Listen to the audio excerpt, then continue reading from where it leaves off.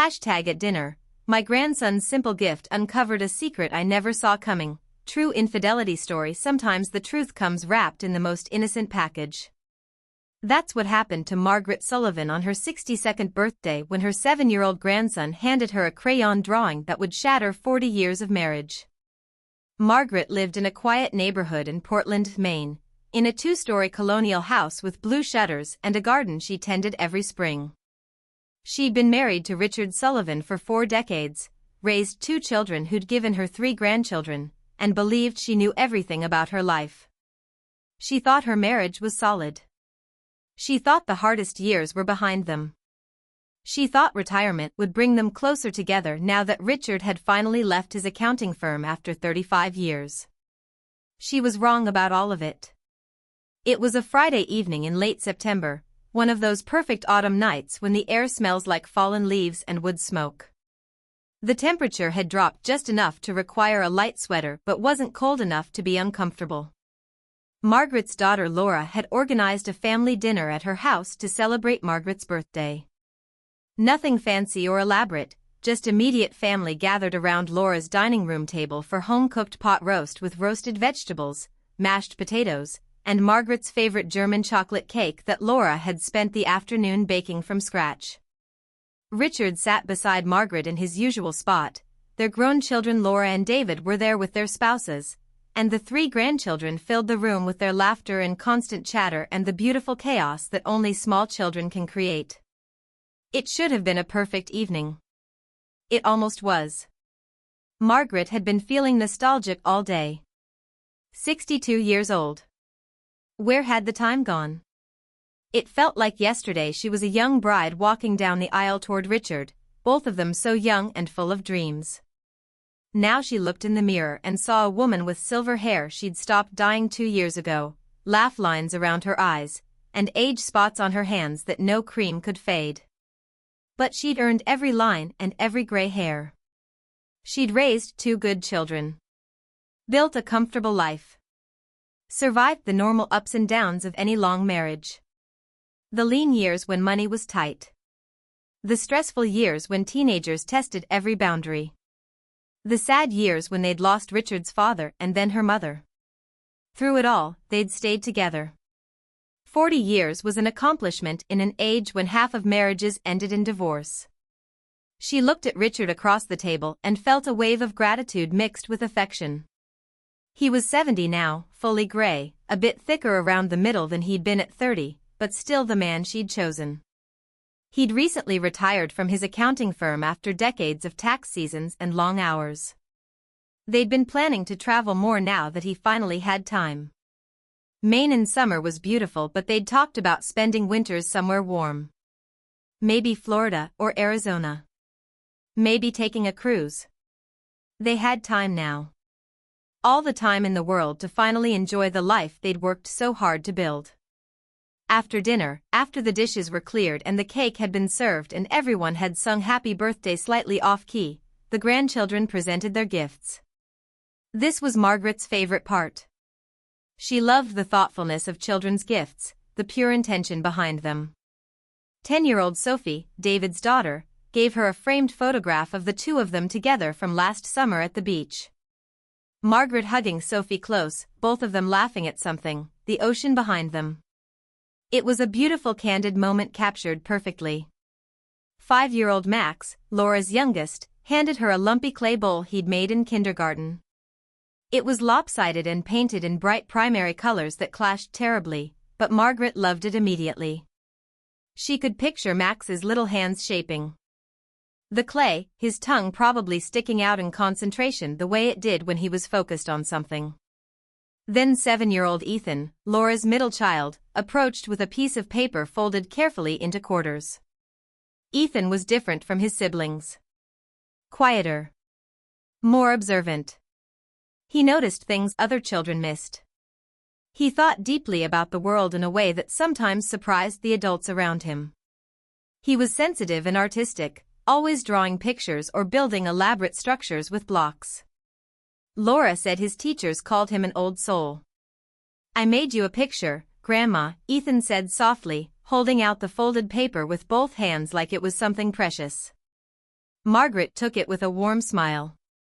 "Oh sweetie, thank you. I can't wait to see what you drew for me." She unfolded the paper carefully, expecting perhaps a drawing of the family or flowers or one of Ethan's elaborate fantasy castles he loved to create. But as she looked at the crayon drawing, her smile froze on her face. Her breath caught in her throat. Time seemed to slow down as her brain processed what she was seeing. The drawing showed stick figures drawn in the simple style of a 7-year-old. 2 figures standing close together. One was tall with gray hair, clearly meant to be a man. The figure was labeled Grandpa in Ethan's careful printing. The other figure was shorter with long yellow hair drawn in crayon. This figure was labeled Lady. The 2 stick figures were holding hands. Small hearts floated above their heads, colored in pink and red.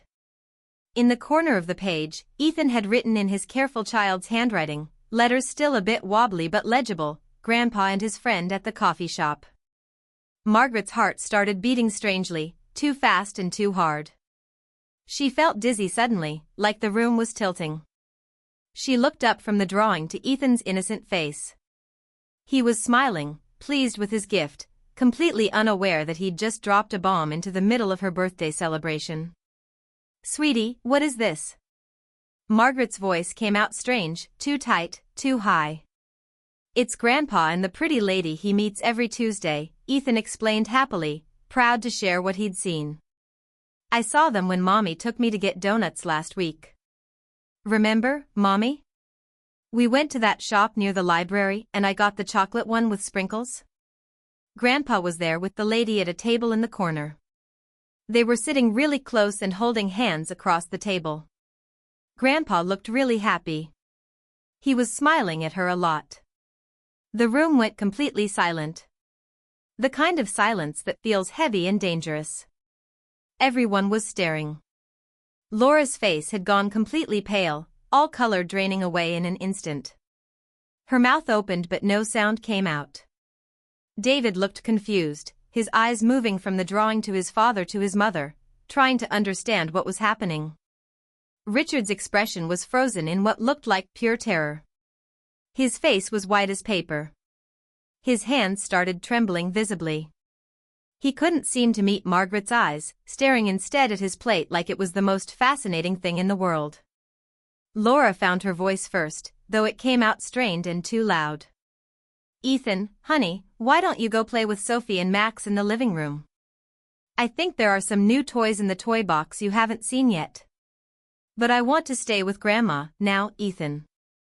Please." Laura's tone left no room for argument. Ethan looked confused by the sudden tension in the room but obediently left with his siblings. Sophie shot a worried look over her shoulder as she herded the younger children out. She was old enough to sense something bad was happening even if she didn't understand what. After the children left and the sound of their voices faded into the next room, Margaret looked at her husband. Really looked at him for the first time in maybe years.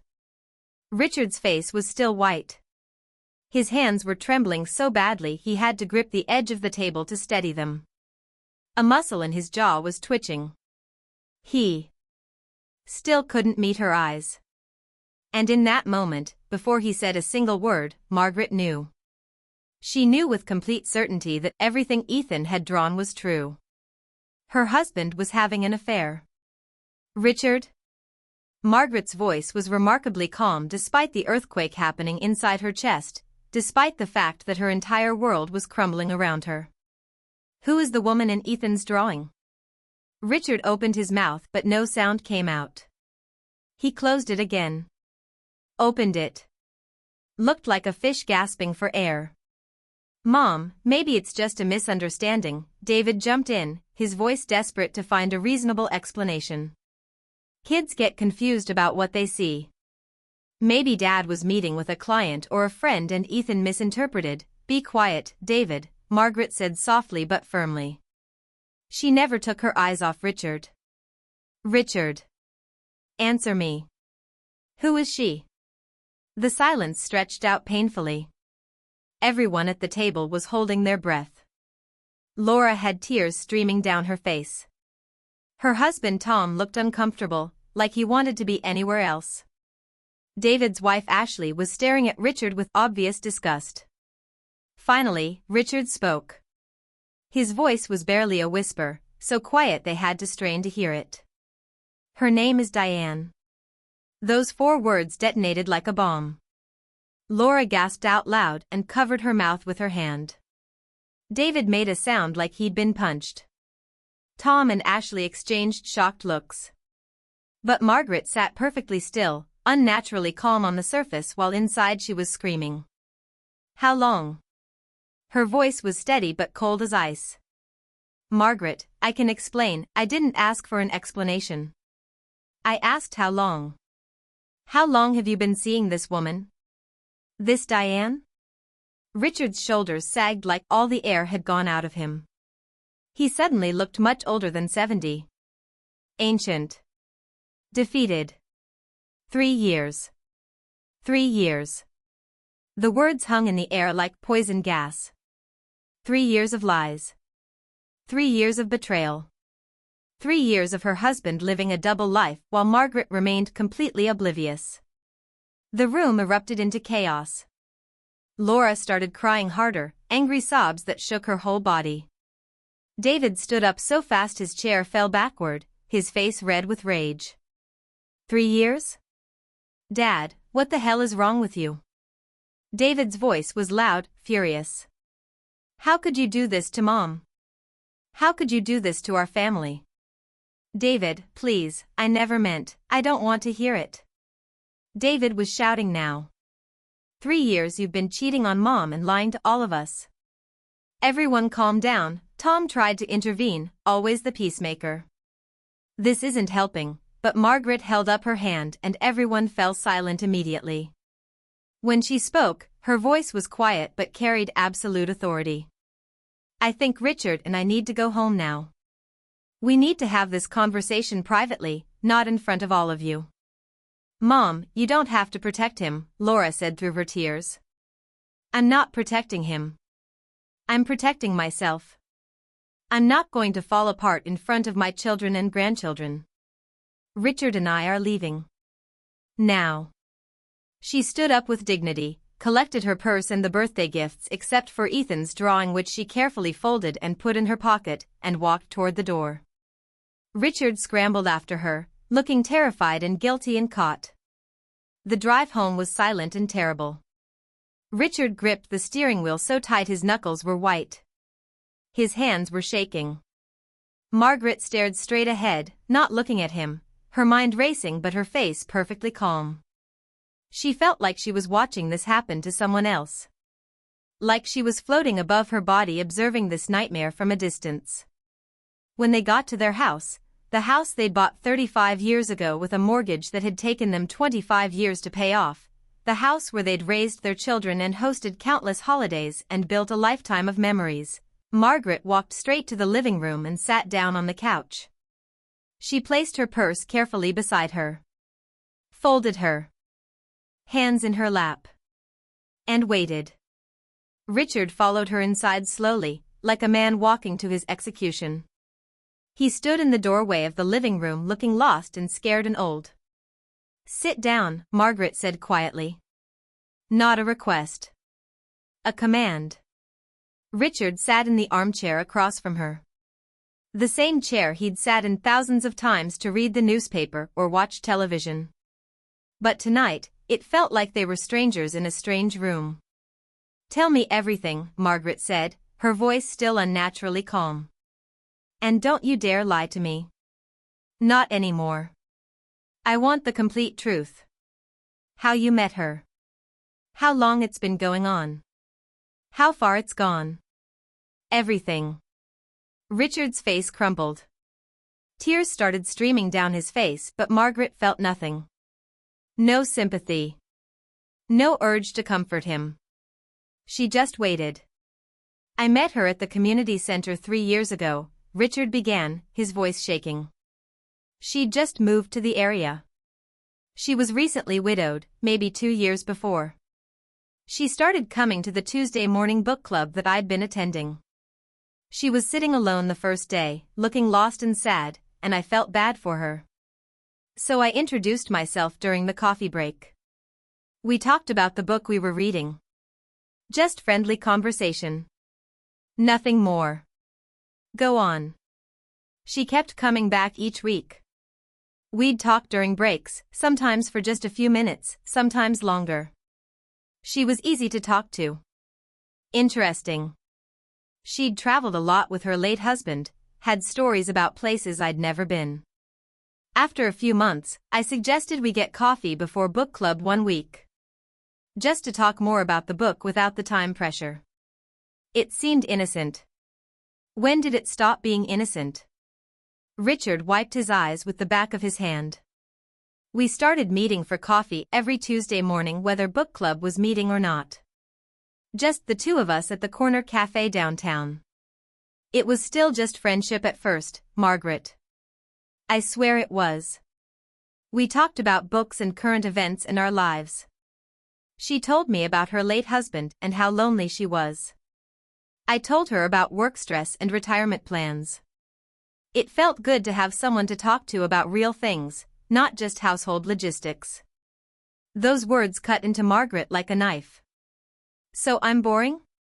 Our conversations about our real life together are just logistics? That's not what I meant, then what did you mean? Explain it to me. Richard struggled to find words. We'd fallen into a routine over the years. We talked about bills and doctor appointments and what needed to be fixed around the house. We didn't talk about ideas anymore. Or dreams. Or anything deep. Diane asked me about my thoughts on things. My opinions. She was interested in me as a person, not just as the guy who paid the mortgage and took out the trash. And whose fault was that? Margaret's voice was cold. Did you ever try to have deeper conversations with me? Did you ever ask about my thoughts and dreams? Or did you just decide I was boring and find someone new to talk to? Richard had no answer for that. When did the affair become physical?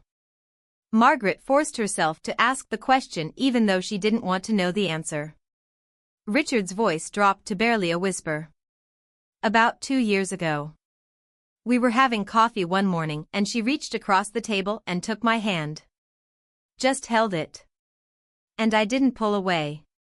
The next week, I kissed her goodbye after coffee. It progressed from there. Margaret felt sick. Her stomach was churning and she had to breathe deeply to keep from vomiting. Have you slept with her? Margaret, please, answer the question, Richard. Yes. The word came out like a confession torn from his soul. Not often. A few times. In her apartment. I'm so sorry. Margaret stood up abruptly. She couldn't sit anymore. She paced to the window and stared out at their dark yard. 40 years of marriage. 40 years of being faithful and loyal and building a life together.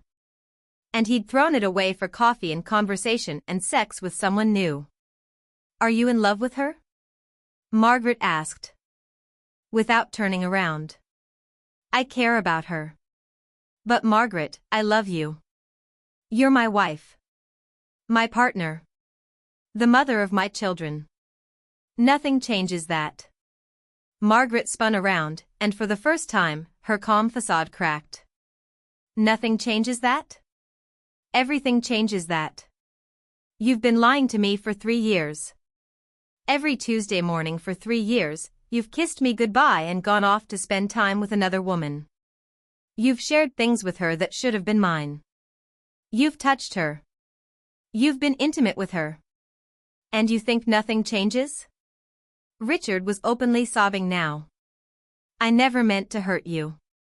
I never planned for any of this to happen. It just did. No. Things don't just happen. People make choices. Hundreds of choices. You chose to keep having coffee with her. You chose to start holding her hand. You chose to kiss her. You chose to go to her apartment. You chose to betray me over and over and over again. You're right. You're absolutely right. I made terrible choices. I was selfish and weak and I betrayed you in the worst way possible. I'm so sorry, Margaret. I'm so desperately sorry. Margaret looked at this man she'd spent 40 years with. This man she'd raised children with. This man she'd built a life with. And she realized she didn't know him at all. The Richard she'd thought she was married to would never do this. The Richard she'd trusted completely didn't exist. He'd been replaced by this stranger who'd been living a secret life she'd never suspected. I want you to sleep in the guest room tonight, Margaret said quietly but firmly. I can't be near you right now. I can't even look at you. Tomorrow, we'll figure out what happens next.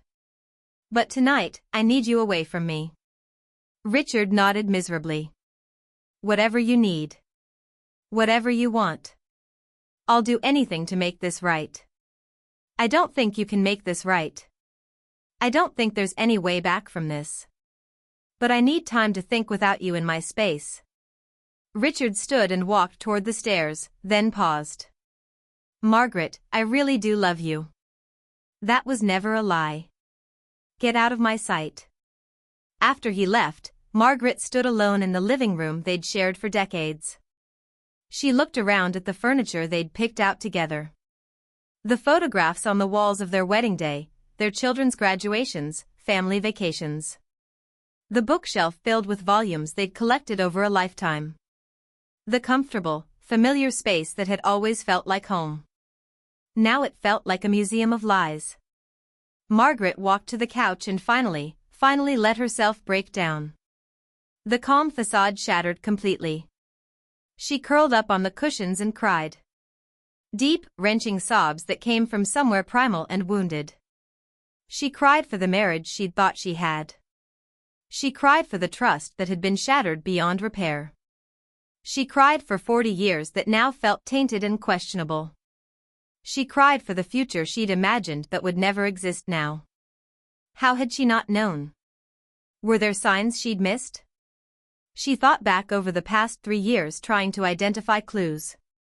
Tuesday mornings. Richard always said he was going to book club at the community center. She'd never questioned it. Why would she? After 40 years of marriage, she'd trusted him completely. But now she realized things. He'd been coming home later and later on Tuesdays.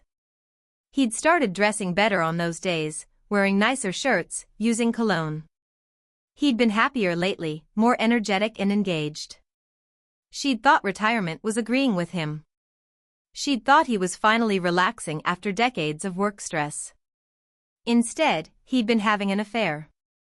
He'd been happy because of another woman. The betrayal was so deep Margaret felt like she was drowning in it. She'd given this man 40 years of her life. She'd been faithful and supportive and loving. She'd raised his children and managed his home and been his partner through every challenge. And this was how he'd repaid her. With lies and betrayal and another woman. Margaret cried until she had no tears left. Then she just lay there on the couch staring at the ceiling as the hours passed. At some point, she heard Richard moving around upstairs. Heard the guest room door close. Heard the house settle into silence. She didn't move. She couldn't. She felt paralyzed by shock and grief and a pain so profound she didn't have words for it. Around 2 a.m, Margaret finally dragged herself upstairs to the bedroom. The bed she'd shared with Richard for decades. She couldn't bring herself to lie down on his side. Instead, she curled up on her side, still fully dressed, and stared at the empty space where her husband should have been. And she wondered if she'd ever be able to sleep in this bed again, knowing what she now knew. Knowing that the man she'd trusted had been living a double life for 3 years. Knowing that her marriage was a lie. Knowing that nothing would ever be the same again.